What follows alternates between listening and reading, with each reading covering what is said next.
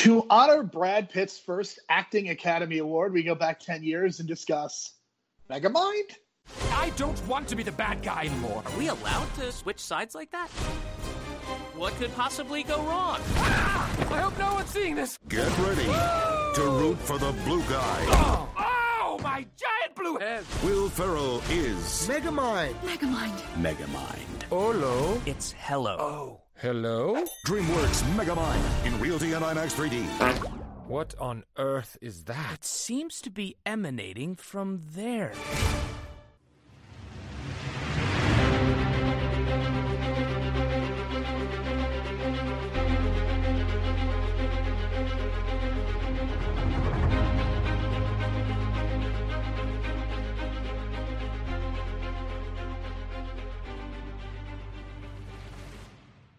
This is the Superhero Pantheon.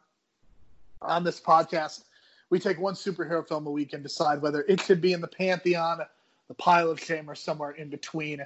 My name is Jerome Cuson. You can find me on Twitter at JeromeC1985. You can find additional episodes of this podcast through Apple Podcasts, Stitcher, Spotify, and all of your favorite podcast apps through the real world. We strongly encourage you to leave a 4 or 5-star review so as to help people discover this show and the great work that the folks at The Real World are doing. If you would like to interact with us or send feedback, you can do so in 2 ways. First, send an email to superheropantheon@gmail.com.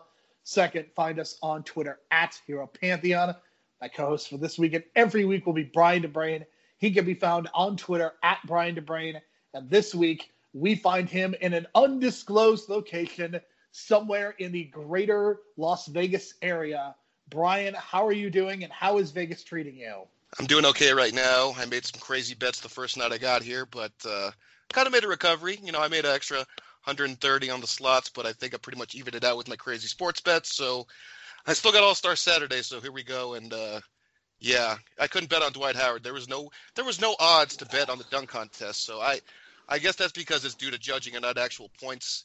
But yeah, I was pretty disappointed because in online you can put him at plus 450 for Dwight Howard. Come on, man, that's an easy $10 bet right there. Well, you will all find out by the time you listen to this whether Brian has successfully made his bets or not. But here tonight we are going to talk about a 2010 movie that has pretty much been forgotten by a lot of people, and that is Megamind. Will Ferrell voicing the titular character with a supporting cast that, of course, includes the now Academy Award-winning Brad Pitt, as well as Tina Fey, David Cross, and Ben Stiller. Brian, I have seen this movie before, so this was a rewatch. But in rewatching it, I realized that I had completely forgotten everything that happened the first time I saw this movie. So now I'm wondering, was this also the case for you? And what does that say about this movie that I forgot about it so easily? Okay, it's a couple of things, because I forgot at least 90% of this movie, too. I even forgot that Jonah Hill was in this movie a couple years before his Oscar nominations, too. So he was kind of still playing that kind of stereotypical kind of role of like that nerdy kind of guy on the side kind of thing, which he was playing here in this movie. So just a weird time, 2008, 2009, when making this movie. And I feel like this was the tail end of DreamWorks kind of run, because I felt like DreamWorks was pretty hot in the early 2000s, obviously with Shrek. The whole Shrek 4 or 5 or whatever throughout the decade, plus Monsters vs. Aliens, I think was a success for them as well. The problem is they're kind of relying on that kind of formula, and you end up with this animation style that it seems already dated for this movie. Like, you look at the animation style of this movie, it looks like Shrek 1 or something, and I'm just thinking, like, God, it's 2009. I mean, even, 2004's Incredibles looks way better than this, so I'm thinking they just kind of rushed it maybe, because there's a lot of, like, spotty details and really horrible color palette going on, a lot of, terrible use of colors. It feels like they were just kind of doing a rush job. They had this idea for, I mean, obviously it's a ripoff of a Superman Lex Luthor kind of story going on, right? But I don't know. It was just too obvious, and the casting was good, but the problem is just the execution, lack of energy, and maybe Will Ferrell's not the kind of guy you want as like the main hero / definitely the villain, but the hero, it just kind of comes off a little too weak for me. I would agree with you. And basically the premise of this movie is, what if Lex Luthor defeated Superman? Now, of course, for legal reasons, they cannot have these two characters match up exactly. So for the purposes of this story, they go with the premise that Megamind is also an alien, and they were both travailing to Earth, and they were they were knocking each other away, and Megamind ended up in a jail while Metro Man ended up in this very nice house. So you get some very interesting social commentary with that. But this is one of the only DreamWorks animation film directed by Tom McGrath to not become a franchise. As you mentioned earlier, there are a number of animation films that have become franchises, including Shrek, as well as the Minions, which have become extremely, extremely popular. And unfortunately, just like this movie, they rely on very lowbrow humor and are not nearly as sophisticated or universal as even something like Disney, as we'll have an interesting comparison to make for next week's podcast when we discuss Big Hero 6. But when it comes to Brad Pitt, instead of voicing his character from within a sound booth, Brad Pitt, who is a very active actor, insisted on using a handheld microphone for his performance and roaming around the studio. Some of the other notes about this movie: Ben Stiller and Robert Downey Jr., of all people, were approached for the role of Megamind, but turned it down due to scheduling conflicts. Stiller, however, does appear in the role of Bernard the Curator in what turned out to be a very small role as compared to the role of Megamind. So, Brian, this movie would be very different if Robert Downey Jr. and Brad Pitt were the leads, wouldn't you say? Yeah, because, Robert Downey Jr. is the kind of guy that can do both drama and comedy. That's what I think this movie needed. Because Megamind is such a complex character, man. Because you want to feel sorry for him, but at times it's like, dude, you brought this on yourself, man. You think you're smart, but you're just an idiot. You know what I mean? And I don't know. It just felt like they really needed some good drama to kind of make you want to care. And it didn't make me want to care enough. So I know Will Ferrell's done drama, and I really like him in Stranger Than Fiction. I know that's kind of like a under-the-radar kind of movie, but that's one of my favorite roles of Will Ferrell. And that's very low-key. So I know he can do it. I just think they just wanted something else from him in the voice work, and he couldn't balance it well enough. I think he was just trying too much for the comedy when he should have tried a little more for the drama to get that sympathy. In addition, I think one of the problems that DreamWorks has is kind of with the kind of humor. As mentioned, they kind of go for a very pop culture sensibility. So there was a point when you see these posters that say, "No, you can't," that are a direct reference to President Barack Obama's 2000 campaign posters featuring the slogan, "Yes, we can." That's the kind of joke that is not necessarily going to age very well. And even just 10 years later, I feel like kids who are watching this are just not going to really understand it. And even kids at this point, I'm not sure if they're really getting it. And I think that's kind of a problem with these kinds of DreamWorks movies. In addition, there are a couple of other things to mention. Bruce Campbell was originally considered for the voice of Metro Man before DreamWorks decided to cast an actor with more star power. Still, Campbell's face was partially used as inspiration when designing Metro Man. I have to be honest with you. I'm not a fan of Brad Pitt's movie or his performance in this movie. And part of my frustration is that there's something missing. There's a certain panache that I think comes with doing animated voices. And I also think David Cross kind of suffers from the same issue. I just don't really like their performances. It doesn't really feel like they're matching up the energy that is required for a film like this. And even though Brad Pitt is a bigger star, I think this movie would have been slightly better with Bruce Campbell in the role. Plus, if you look at Metro Man and the way that his characterization ends up, he kind of feels like an Ash anyway. So I was very much disappointed by the fact in reading this that this ended up not being Bruce Campbell. Listen, we all love Brad Pitt. He just won an Oscar for being a low-key, kind of chill kind of guy in a movie. And unfortunately, that's kind of the approach he took here, and that's not the approach you need for this kind of role. Like you said, you need to be kind of bombastic, got to give it this energy.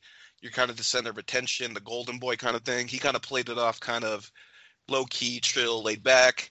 So, yeah, some of those scenes were kind of off at the beginning because it seems like the animation has energy to the character, but his voice is so low-key and chill, it's like it doesn't match up. So that's definitely one of the problems with that character. It did feel like he was just in the booth for like a day. You know what I mean? He had so many lines, very few lines, but I don't know. I felt like even with the few lines that he had, he could have done a little more. But again, I mean, he was moving around the thing, but I don't think that's kind of the direction you want. I think you want more of like a tone to kind of rise a little bit, and he didn't do that. A couple of other notes to mention. Guillermo del Toro, who has since become involved in other DreamWorks animated projects, including some of the Netflix series such as Three Below, as well as Troll Hunters.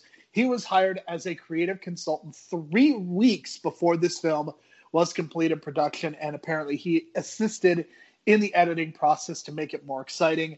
I'm not really sure how much Guillermo del Toro you can see over the course of this movie.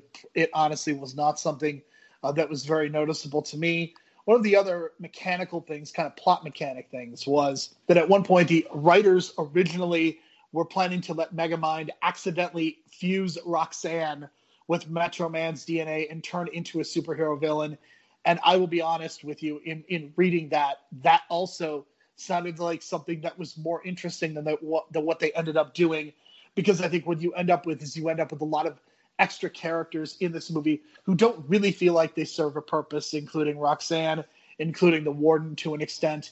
It just feels like there are a lot of characters in this movie who are just there to serve the plot, and nobody really gets to develop as a character, if that makes sense. Yeah, that's definitely one of the issues, and I can hear it in their voice, especially Tina Fey's character. I mean, she does have this arc about not liking Megamind and then loving Megamind at the end, but I don't know. Like you said, it's just there to use for plot device, and I don't know. The story's not so interesting enough that it's hard to focus sometimes too. So I don't know. I just felt like they should have changed the story up a bit. That idea of changing the DNA and fusing with Roxanne, that's a little bit different as opposed to just going with the loser guy that has like obsessive issues, and then you turn him into the villain, and then becomes this whole other thing. But I think it would have been more effective if you explore that kind of relationship with Roxanne and Metro Man as like the villain. One final note, and of course I think this brings new context with the recent passing of Kobe Bryant, but Minion tells Megamind that his new suit is called the Black Mamba, which is the code name for the bride in Kill Bill Volume 2, but of course has become much more well-known as one of Kobe Bryant's nicknames, and that is certainly something that could be construed as problematic given the context of it. But I did want to point that out as one final note before we get into the categories. Any thoughts, Brian, before we get into that? I thought the timing was so weird because the reason we kind of picked this is, I mean, we kind of had a feeling Brad Pitt was going to win, but we kind of chose it because, it was the timing with Brad Pitt. But, man, that Kobe line came out of nowhere and kind of shocked me, especially being in Vegas and seeing all the Kobe stuff here. Weird timing of everything, and we didn't plan that out. So, again, with this podcast, timing is everything, and we seem to have the right timing with everything right now. So, all right, let's get into the categories, as there really is not a lot of controversy surrounding this movie and not a lot of backstage stuff to talk about. So let's get into this. Megamind, I think, is one of the only characters to be fully developed. What we see, he actually begins as a villain because of bad luck, which is, I think there is some inadvertent social commentary in there by the fact that he does get placed in prison and ends up being this evil person, while Metro Man ends up in this very high-class mansion, and he ends up being a quote-unquote good guy. Both of them are from alien planets. This rivalry is pretty much, it honestly reminded me a little bit of Austin Powers and Dr. Evil, as they started in school together, and Metro Man is kind of a dick. That's kind of what we get in these early moments. So I have a hard time placing Metro Man in either the hero or the villain category. So by default, I guess I'm placing him in the hero category. Now, what happens about 20 minutes into this movie is that Mega Man actually defeats Metro Man. He apparently kills him, but what happens afterward is he gets bored and gaslights Roxanne Ritchie, who's played by Tina Fey, and he disguises himself as Bernard in order to try and manipulate Roxanne, because he has apparently fallen in love with her. While he is gaslighting Tina Fey's character, he is also gaslighting Hal, who he decides to give superpowers to make him a hero, but he sort of becomes the equivalent of Syndrome in this movie. In the end, Megamind cleans up his own mess and becomes a hero. As I was saying this now, just now, Brian, I realized this plot is extremely convoluted, and I think that is one of the major issues with this movie, and I think it affects the hero score, because Megamind just comes across as not being the best hero, and I think we are ultimately supposed to root for him, but for most of the movie, even when he is trying to be a good person, he's still gaslighting people while he's doing it. Yeah, that's the problem, man. By the end of the movie, it's like, I don't want to root for this asshole. I'm pretty sure he killed Bernard. because we never see him come back or whatever he did. He dehydrated him or something and then took his image, but we never see Bernard again. So I'm assuming he either forgot or maybe just lost the thing. And so I'm pretty sure he killed Bernard. Yeah, and then just other things like the gaslighting, the lying. I do like the fact that they did that reference to Marlon Brando where he's pretending to be a shorter version of Marlon Brando from Superman, the 78 Superman. So that I thought that was a nice little touch. But again, yeah, it just came. It's just one asshole talking to another asshole in those things where he's trying to train Titan, and it just feels like, man, I don't root for this guy at all. Like, where's the real hero coming out? And then I just kind of thought, well, maybe Roxanne's going to end up being the hero at the end, but no, they went with the whole arc with Megamind redeeming himself, and I get it. That's the point of the movie. But it just feels like I don't want to root for this guy at all. And it's like this whole 90-minute journey. I just felt like I was rooting for Roxanne half the time, or most of the time anyway. So, and then the whole thing with, Metro Man not being there most of the movie. Like I mentioned, it felt like he had like 6 or 7 lines total. And, Brad Pitt said he gave his effort in the performance, but he probably was on there for 1 or 2 days, it sounded like. So I don't know. It just feels like it's just this, this great premise that they just don't know how to execute. And even if you think about it, like, the premise at the beginning, or like the concept at the beginning with them being separated and having 2 different journeys, that's very much like, I don't know, I thought of like The Wire, you know what I mean? Like seeing the different backgrounds and how people from different backgrounds, the way that they're growing up and all that kind of thing. That would have been an interesting story to tell. If they would have emphasized their backgrounds and like, Metro Man, you came from privilege and blah, blah, blah. And I came from, literally born in jail, or, you know what I mean? Like coming and landing in jail from the start. He had a bad rap from the start pretty much. That's something you can build on and tell that story, but they didn't do that here. They just turned him into an asshole and he just went with it. You know what I mean? It's like he enjoyed being an asshole. So why root for him? Right. I think that is the fundamental issue with this movie. And I think there was an interesting story to tell. I really do like the concept of this, the idea of what if the villain actually does defeat the superhero. The problem is that they don't take it in an interesting direction. What ends up happening with Metro Man is he does come back because he's not dead, and he is retired. And this just makes him seem like a really bad person because he is just letting Megamind take over the city. And in the end, it's just okay that he's done this, and there are still people that think he's dead. It's just the portrayal of Metro Man is so bizarre because he's supposedly a hero, but he comes from privilege. He retires for no adequately explained reason. Like, if you're going to retire, like, at least Captain America waited until Thanos was dead before he retired and went to go live his life. Megamind has not been defeated, and yet Metro Man thinks he could just retire. Yeah, that's what bothered me too. Like, I don't know, just that idea that he was just hiding out. And how did they not think of checking his hideout? You know what I mean? Just little things like that. I don't know. But there's so many other things they could have explored with this character arc. But again, they chose to do something different, and it kind of made it boring. So the only thing I'm rooting for the heroes is Roxanne. So I did like Tina Fey's performance. So that there's some credit for that. So I'll give it a 5, sticking in the middle. I would have gone with a 3 or 4, but I think Tina Fey kind of barely held it together, and by the end it felt like she should have been the central hero, but again, they wanted to tell the Megamind story. So I agree with you. I think Roxanne in this hero role would have been so much more interesting because she is being gaslit the whole time. She doesn't really get to interact with any other female characters. So the only 3 people that she basically plays off of are Megamind, Hal, who becomes Titan, and Metro Man. So I think there's so much there, and it's unfortunate that we didn't get to explore it. There's a point in this movie when Roxanne talks about not being Metro Man's romantic partner, and I think that is a really interesting premise because she talks about kind of the reasons why, and at the beginning she's kidnapped, but she's bored, and I just think that that's something that really could have worked out well if they had thought more about it, and it's just a shame that they didn't. Yeah, I totally agree. So, I don't know. What was your score? I'm going with a straight 5. I am also going with a straight 5. I think that this movie definitely has some positive things. I think there are parts when I do like Will Ferrell's performance. I'm definitely not a fan of Brad Pitt's. I like Tina Fey.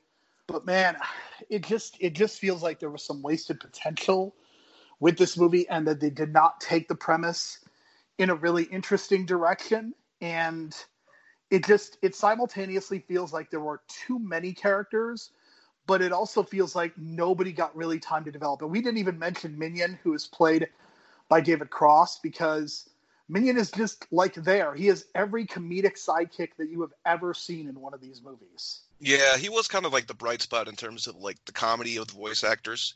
So at least there's that. But, it's David Cross, man. Like, his voice kind of just makes you laugh anyway. So that's kind of like a plus. But again, like he felt like a leftover character from Monsters vs. Aliens, which is another criticism because I feel like it feels like this is like a shared universe, but I feel like DreamWorks is smart enough to kind of make it distinctive, and like Pixar makes their animated movies look different each movie, like a different universe sometimes. But the look on this looks like the same as the other. Well, I'll get to that later, but it just feels like with the look and the way that David Cross's character was made, it just felt like just a rehash of Monsters vs. Aliens. Pixar is somehow simultaneously able to make every movie feel unique, but also feel like they are one and the same at the same time, and that is not something that is easy to do. Like, each Pixar movie, you can tell it is a Pixar movie, but everything still is able to feel distinctive, and I think with these DreamWorks movies, they all look and feel very, very similar. And I think that's something else that is a major problem. Yeah, that's kind of where I am on the DreamWorks stuff anyway. But I think now that they kind of split off, I think they're Illumination now, right? Or somewhat split off. I feel like the Illumination crew has a better understanding of what they're doing. Their animation's better. So I give them credit for that, because I think that kind of, at least 10 years ago, I think that DreamWorks didn't know what to do with themselves. Now, with Illumination, they have a franchise to build around again. So I think they're fine now. I mean, to be honest with you, I think some of the best work that DreamWorks has actually done is with those Netflix TV series that I mentioned, and some of the movies have certainly paled in comparison to them. But we're getting off track here. I want to get us back on track and talk about the villains. Theoretically, technically, there's only one villain, and that is Hal/Titan, who is played by Jonah Hill. Of course, Jonah Hill was the voice of another Hal, that being Green Lantern, in both the Lego movie as well as the Lego Batman movie. So there's a fun fact for you. And basically, Titan is a pure representation of toxic masculinity, as he is creepily pursuing Roxanne. Like, this is so blatant and so creepy, to the point where there's almost a sense of entitlement. Like, he feels like he should be able to just go out with her, even though hasn't really given us a reason to care about him. He is then given superpowers and chooses to use them for evil instead of being good. And there's not a lot of subtlety here when it comes to what's going on. I think some of it reminded me of Syndrome, and just the way that he's kind of a brat and the way that he behaves.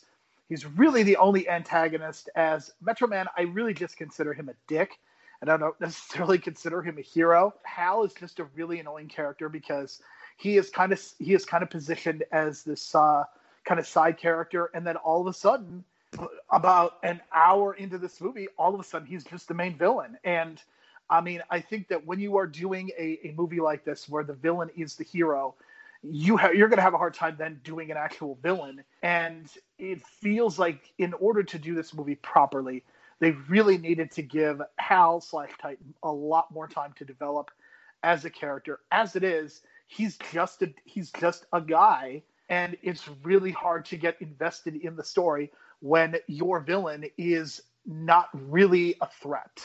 Yeah, it's so weird, because all we just see of him is just being creepy and weird, and you see him in his apartment. There's like no background to him. We don't know why he's living like solo in an apartment. No, we know nothing about him, and they kind of just turn him into this cliche, and then becomes this really, really problematic character, and it's really creepy and obsessive, man. But I mean, I get what they were going for, but man, this is I don't know if this would fly in like today's anime. Maybe, I don't know. It depends on how you approach the character and how you switch it up. But they got it really, I don't know. They can't do it this way anymore, because man, I think that they were thinking like, oh, it will just make him really a loser and a guy who doesn't do well with women, and turn that into the thing. But now it's become really problematic nowadays with people stalking and obsessing and shit like that. And it's fucking, you got to call out shit like that. So, yeah, I think it's definitely problematic. But I feel like Jonah Hill was trying, you know what I mean? But I don't think he was quite there yet. I think once he started working with like Scorsese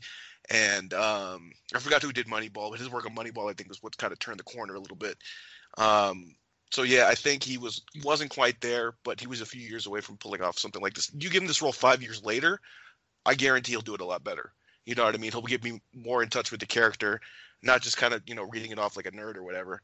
And it's unfortunate because, and it's weird too because it seemed like you wanted to get sympathy for him, especially during the training montages, especially if you're doing the whole Superman thing with, the Marlon Brando impression and everything. So just a weird approach, man, and really creepy. Right. And I think the other thing about Jonah Hill is, of course, he became a star after Superbad. But between this and Moneyball, I think he was kind of in between, and he was kind of a tweener and kind of stuck in this role of not quite being given a lot of credit as an actor and still being a quote unquote teen star. And I think it took a few years for him to be able to find himself. And I think once he did, I think it was just all the better, because I think the best ways that Jonah Hill is used at this point is kind of in more supporting roles, in character actor roles, where he kind of gets to showcase himself in these smaller roles. And in this movie, he also has a smaller role, but he just, there's something missing in the writing. And like I said, I don't think he quite discovered himself. Let's talk about the story. The story is just a mess. We get a brief background on the Megamind Metroman rivalry before shifting into a battle. Roxanne is bored. I think kind of the first few minutes of this movie are kind of the best, and it just kind of tapers off from there, where we see the background. And there's almost a movie. I think the more interesting movie would actually be Megamind and Metroman in school as youngsters feuding. What do you think about that? Well, just first off, we never gave our scores. For the villains, I'm going with a 3. Your score really quick? Right, my villain score is a 4. That just shows you how forgettable the villain is, because I literally forgot to give my villain score, and it's a 4. For sure, I get what you're saying. But yeah, I get that feeling too, because I was also thinking like the beginning felt much like the 2002 Grinch movie, where you see those flashbacks of him as a kid. I haven't seen the new Grinch movie yet, which I really should. It's Illumination, as I was saying before. But it really felt like those flashback scenes where you see the hero and the villain in school. Like I think that would have been the story to tell. Like, I think you're right on that, because that's what was more interesting. And just the way that, again, this background and social commentary on background and where you come from, which is why I mentioned The Wire. You know what I mean? And I think that was the interesting approach to take, but they just played it way too safe and did a basic story. And that's kind of the problem. And there was so much potential there. And I kept thinking, like, God, this is, like, interesting, because, like, where he lands, he's literally born in jail almost. You know what I mean? Like, he's had a rough start from the start. He had a fair shot. You know what I mean? And I feel like that's something that kind of relates to a lot of people who come from poverty and stuff like that and have to kind of force themselves into crime just to survive sometimes. And I get that. So, I mean, man, that's some really cool social commentary to do. But, like, again, 5 minutes later, just gone. And, of course, Metroman takes advantage of his situation at the battle to retire and speeds his way out. We see Megamind quickly getting bored of being in control of the city. And this is something else that I was thinking about as I was watching this. And it's like, okay, so there's no Metroman. He is dead. He's gone. At this point, we assume there is no possible way he's coming back. So let me get this straight, Brian. This city has no cops to even try to take out Megamind. The rest of the country, whatever country the Metro City is in, they don't care. There's no military presence. There are no other heroes. What is going on here? I just had a hard time believing that Megamind would just singularly be able to take care of this city by himself with absolutely no resistance. If they had offered even a minute explanation of this, I think I would have been invested in it and bought it a little bit. But I mean, Megamind just defeats Metroman, and that's it. Then he takes over, and there are no police officers. The only police officers that we pretty much see are in the prison, and they are quickly dispatched when Megamind escapes the prison. Yeah, this feels like Dark Knight Rises, man. This was like 3 years before Dark Knight Rises, but it's just so weird, because you're right. I kept thinking, like, so he's like the mayor now? I thought that was the impression, that he became like the mayor or something, and he's just running the town, but I don't know. It was just so weird to see all that, and then just taking over, and then having all this shit in the background, and then stealing stuff, and then why are you stealing? What's the point of stealing? You know what I mean? It was very weird. It's like they booked themselves into a corner and then didn't know how to approach it, and then like, okay, we got to fill in like 15 minutes here. What do we do?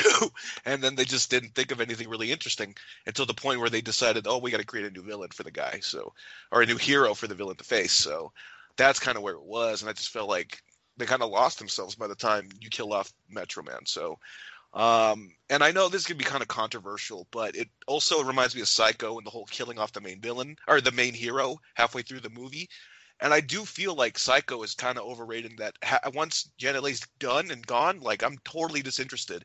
And everything else is just kind of like, okay, they're going to catch him, but you don't really care about the main characters catching him. It just felt like that. Like I felt like maybe you needed more Metro Man in the middle somewhere, or like maybe clues that he's in the background or something, you know what I mean? As opposed to just book ending him in the beginning and end with like a few minutes of dialogue. I thought the most offensive thing that I heard on The Real World on a podcast produced by The Real World recently was when Matt Waters said that he did not like Mad Max Fury Road. But Brian, you have somehow managed to top that by talking about your feelings on Psycho being overrated in the second half, and I could not disagree with you more on this fact. I know, I've seen it like 3 times, but I just felt like I was just so much more interested in her and the money she stole. I know we're getting off track, but again, I'm one of those weird like Hitchcock fans that like, you know, my favorite Hitchcock movie is Rope. So I don't know what that says, but I know everyone's got a different favorite Hitchcock movie, but I just feel like that second half, I don't know, it just kind of derails for me, and I kind of get disinterested. But that's just me, you know what I mean? And Rope is different, where you're totally interested in the whole thing when the body's in the chest in the middle of the room. So I don't know. Wow, this is definitely a topic for another podcast. Let's finish our discussion on the story. We have Megamind completing his babyface turn, and he gets together with Roxanne, despite the fact that she was gaslit for most of the movie. And yeah, I get respecting what Megamind has done in transitioning from becoming a hero and not being a villain anymore. But to be romantically interested, I didn't believe it. And not just for that reason, but this story is just so convoluted. It's such a mess. I'm giving this a 4. Same score, but I also like to mention that that dude that he turned or disguised himself as, Bernard, we never saw him come back. I'm telling you, I'm pretty sure he killed that guy. I'm pretty sure. Well, you know where hydration comes from, right? You know where that particular plot line that is taken from another superhero movie, right? Gee whiz, Batman. You might be right on that one. Well, I mean, that's literally, as I was doing research and finding out, I mean, this was based on the 1978 Superman and the 1966 Batman. Well, just show me the guy rehydrating. We've seen other like things that he's like hydrated and dehydrated and they come back, but we never see the guy come back. So it just tells me that he murdered the dude and took over his body just to date this woman, and we never hear about that guy again. But since he took over the town, no one's going to investigate his dead body. All right, this is really stuck in your craw. Let's talk about the technical aspects of this movie. I think the movie generally looks okay. I think it's kind of basic in that DreamWorks style. The needle drops are really annoying. We're going to get to a really problematic needle drop at the end in the burning questions, so we'll save that conversation for then. Even though the movie's 90 minutes, I think the pacing of this is just really odd, with kind of a very frantic beginning, a middle that just goes on forever, and then a third act that just very quickly comes to an end. And this is just a representation of these mediocre DreamWorks projects. And I think you can really see the difference between a movie like this and a movie like Big Hero 6 that we will talk about next week. There is a precision and kind of this universal feel that Disney movies provide. And we could talk about how problematic Disney is, I'm sure, but I'm just talking from a storytelling perspective. There is a level of sophistication that exists within that room of Disney animators and storytellers and creative types that simply just does not exist in DreamWorks. And I think it shows, and the quality of the animation also shows. And my technical score, this is actually the highest of the scores, but it's still not very good. It's a 6. Yeah, I wasn't a fan of the score. I wasn't a fan of the use of the colors. I felt like the buildings in the background just looked too generic, and everything about the city looked too generic. Not a lot of details on the face, and like I said, the characterizations of the characters and the animation style just reminded me of older DreamWorks movies, and I felt like they were just kind of using the same kind of base model, and it didn't make it interesting. I mean, obviously, Megamind looks interesting, but of course, because he's an alien, so you kind of have to make him distinctive and stuff like that. But everything else just seemed kind of boring. They had AC/DC, but I felt like AC/DC is just so overused in movies now, but especially even in 2009, still kind of overused. And I know Iron Man did it, but I felt like that was kind of it. You know, Iron Man kind of made it cool, and that's like you can't make it any cooler than that. And that's pretty much, I think, that's what you can do with AC/DC music in a movie. So, and then the original score itself, just like I said, just has nothing to it. So, overall, I have to give it a 5. I just feel like it's just so boring in the look and uninspired. Well, with all this great inspirational talk, let's talk about the legacy of this movie. I think this movie has basically been forgotten. You all listening to this probably have forgotten this as well. And if not for this podcast, I definitely would not have watched this again. There is no legacy to this movie. There's no sequel. There's no TV show. There's literally nothing, Brian, to justify this legacy score. I guess I'm giving this a 3, and it's really even hard for me to justify that because there is no legacy for this movie. It has been completely abandoned and forgotten. Originally, I was going to give it a 1, but I kind of felt bad, so I'm giving it a 2 just to pump it up a little bit. It's not going to be in the pile of shame, but it's, definitely in that the tier above pile of shame. And I didn't want to make it too shitty of a legacy score because I just felt like maybe some kids remember this, but you barely remember Brad Pitt was in the movie, so there you go. So my total score is a 22. Mine's a 19. That is a total score of 41, which means this is definitely not something that belongs in the pile of shame. But it is also something that we will probably never discuss again on this podcast and make reference to because this is something that is ultimately very forgettable. And at this point, we have reviewed so many of these superhero movies, and we're kind of coming to the end of this project, and we're going to be moving on to other things very soon. So I have a feeling this is not the only time that we're going to be saying the things that we're saying about these movies. But we definitely are at a point in time when we don't have very many superhero movies left. So there's going to be some scratching of the bottom of the barrel that comes up over these next few weeks. So definitely stick with us, though. Yeah, but it's going to be interesting because, this is definitely something that came out of left field when we talked about it. It's like, God, Megamind does exist, and it is a superhero movie. So it was kind of fun to think about just like some of the concepts and what we were doing 10 years ago and the fact that Will Ferrell's starring in this movie. So, it's just crazy stuff like that. And, the timing of everything, the way we plan this podcast now with the Mamba reference and all of a sudden Brad Pitt winning Best Supporting Actor, sometimes things just kind of fit. All right, so let us get to the burning questions. Why did this movie not? Played it too safe in terms of the story and the animation style. You would have given this project a little more love, give it more pre-production, more production time. I think you would have came up with a better story and a better overall look. When you have Metro Man dressed in a pure white suit and it just looks ugly, that tells me everything you need to know about the idea and the concept behind even designing the costume. Like, I felt like they had no sense of creativity when coming to the costumes, and I feel like we always talk about this. The costumes have to look awesome, and unique and cool. And it didn't look anything like that. It was just a plain white thing with a white cape, and it was just awful. So that kind of speaks as like kind of an example of what doesn't work in this movie. It's kind of a microcosm of the problems with this movie, I think. I think giving this movie such a generic look with generic character designs, and for all those reasons, I think on the surface, that's why it doesn't work. I think then when you throw in the story parts of it, the fact that it plays it very safe, and they are consciously trying to make a kids movie, and they're not really putting a lot of forethought into anything below the surface. And I think that's a real issue, because I think even kids movies can do those sorts of things, as we have addressed with movies like The Incredibles and even some of the MCU movies, which admittedly are not kids movies, but that a lot of kids do see. Let's get to the second question, the worst needle drop. There's some bad ones, Brian. And I say bad, not because I wanted to get into a pun situation. But, yeah, I know. Yeah. You didn't want to get into a pun situation. I get it. I know what you're doing. So the ending of the movie comes about, and there's a dance party because it's a kids movie, and that's what you do. And they are listening to the song "Bad" by Michael Jackson, and let's just say this has not aged well over the course of the last 10 years. And I don't know. I don't know what the solution is at this point.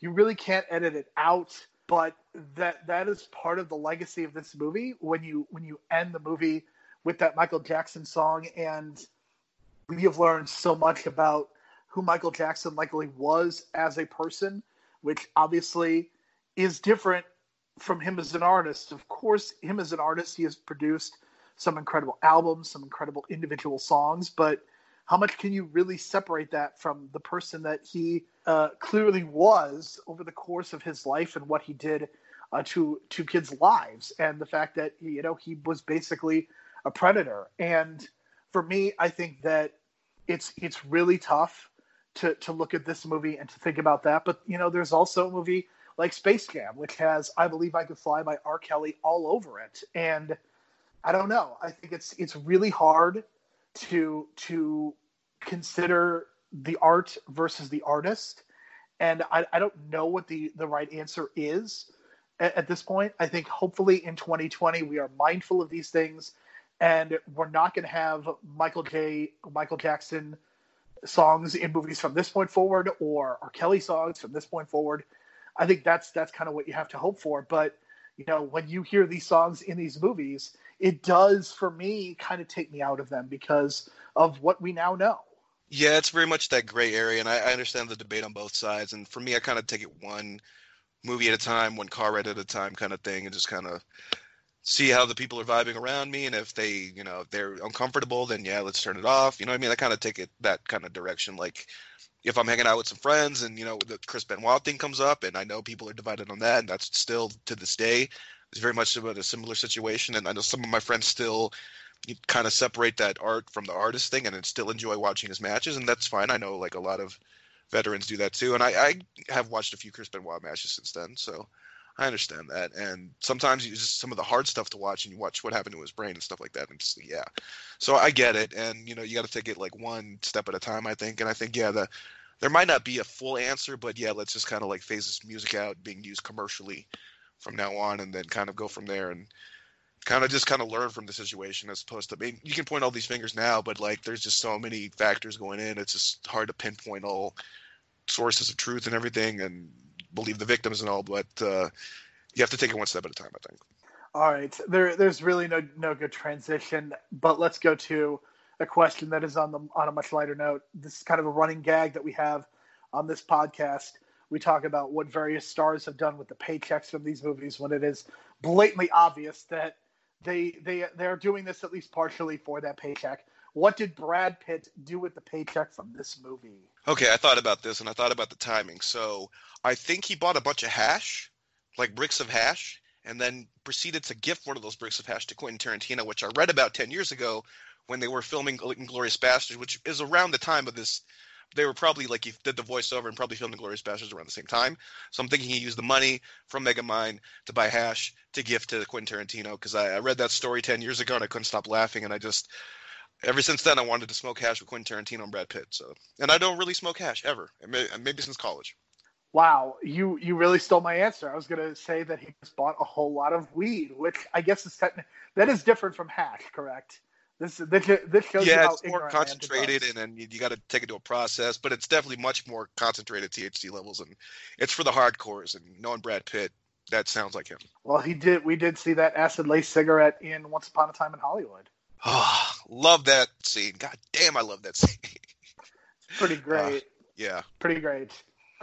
So I kind of ran out of questions for this movie, quite frankly. So this is a good time to ask this question. What is your favorite Will Ferrell movie? I kind of have a couple as like a tie. You know what I mean? Like I already mentioned Stranger Than Fiction. I know not a lot of people know that movie, but I think Maggie Gyllenhaal's in that movie, and I thought it was like this great little cute romantic movie with a cool little fantasy twist to it. I think Emma Thompson's the author in that movie. Not a lot of people have seen it, but I really liked it a lot. And I remember swiping a copy of Blockbuster when that was the thing to do. So I remember having it in my collection. And I haven't got a Blu-ray copy yet, but I want to find that. And I think I got to go with Talladega Nights, because that might have been the hardest I've ever laughed in a Will Ferrell movie, I think. And that's PG-13, and it's kind of hard to do. And even I loved him in Old School. But, man, just something about Talladega Nights is just so stupid funny that I think that was the movie where I laughed so hard I lost my wallet. So, yeah, credit to Will Ferrell on that.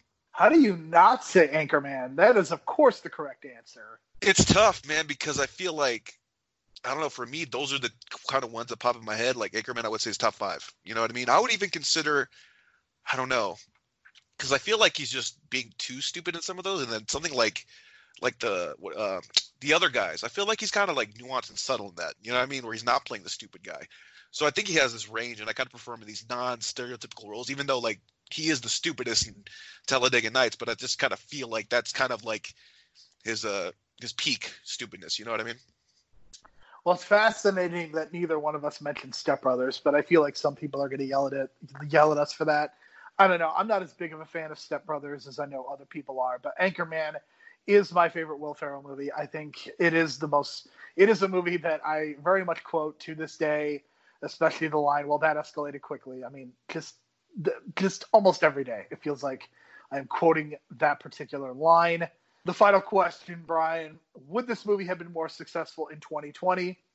And I have to be honest in saying I actually think a movie like this would actually be less successful than it was back in 2010, because if the movie is coming out as is, because I think we have just become much more sophisticated, much more inundated with superhero content, that it feels like if this movie was coming out in 2020, it would have to be significantly better than the product that they put out. So for me, I think about this movie, and if it comes out 10 years later, I just don't see it being as successful, because it feels like we kind of have the real thing. We've seen so many real superhero movies at this point that unless there is a really special angle or there is a franchise behind it, it doesn't feel like it's going to be successful.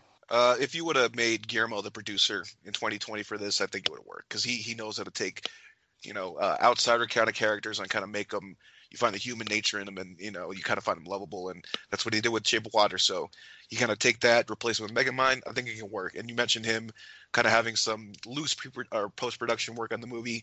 You did mention Troll Hunters, which, my friends keep telling me to watch, and they love that. Like, they keep giving it like a 9 out of 10, which is pretty high for a goddamn animated show on Netflix, to be honest. So, I think you put his creativity in this. You change that story up a little bit. You can make it work. Like all the suggestions we made, take that, social commentary approach and go from there. All right, Brian. So that is our conversation on Megamind. Next week, we are going to be taking a step up and talking about a movie that came out just 6 years ago.